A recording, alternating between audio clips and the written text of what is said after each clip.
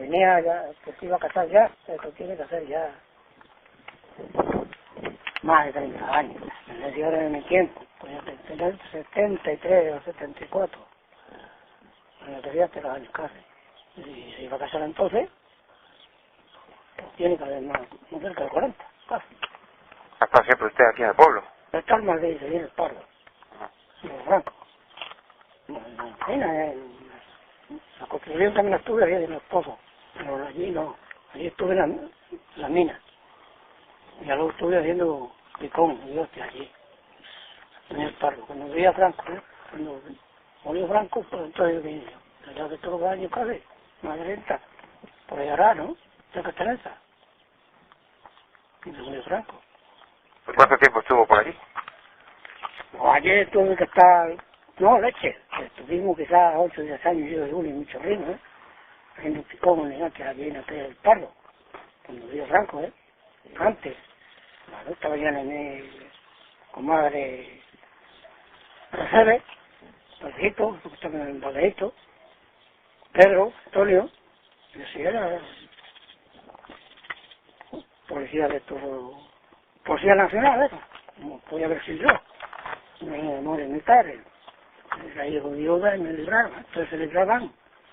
Me tocó caballería motorizada, pero eso todavía había ya Nakamoto y caballos, muchos hay allí en el Pardo, hay más caballos que hostia, y tienen un trozo cortado ellos para caballería, está allí, ¿no?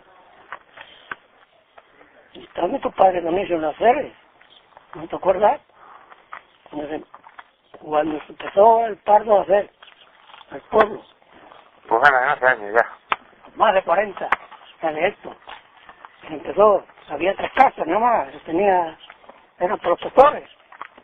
Tenía Franco, pero entonces, 3 o 4 protectores que había con la hoguera, unas negras, otras, mi compadre Álvaro Pérez, de Padrito, era pastor. Allí está yo el robo de 10 años.